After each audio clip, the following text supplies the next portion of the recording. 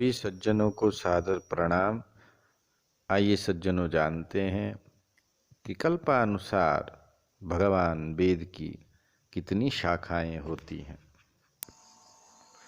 तृतीय जो विशेषण मनुस्मृति में वेद का तृतीय विशेषण क्या दिया? अचिंत्यस्य। इसका भाव यह है कि वेद की शाखाओं का कोई अंत नहीं है। इसलिए जो उसे क्या कहा, अनंता वै वेदाः, इसलिए इस बात को कहा गया। अचिंत्य से इसका भाव यह है कि वेद की शाखाओं का किसी प्रकार से अंत नहीं है, इसलिए अनंता वै वेदाः।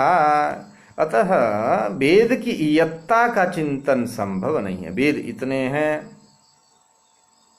ऐसा कहना भी हम नहीं कह सकते, इसकी इयत्ता नहीं कर सकते।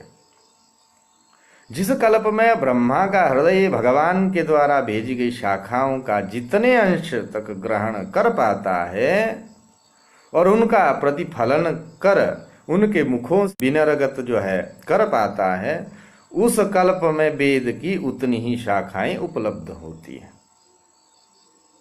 इस कल्प में ब्रह्मा ने 1131 शाखाओं को प्राप्त किया, अतः इस कल्प में वेद की इतनी ही शाखाएं मानी जाती है।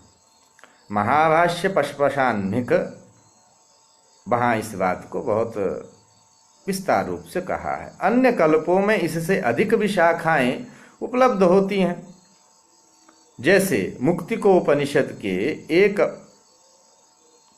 पर 12-13 में ये जो है बात की कि 1180 शाखाएं बतलाई गई है।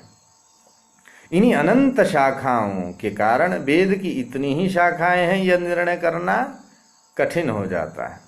इसी तथ्य को अचिंत्यस्य कहकर प्रकट किया गया है, अर्थात वेद की इतनी ही शाखाएं हैं यह कोई सोच नहीं सकता। सर्वे भवन्तु सुखिनः, सर्वे सन्तु निरामयाः, सर्वे भद्राणि पश्यन्तु, मा कश्चित् दुःखभाग् भवेत्।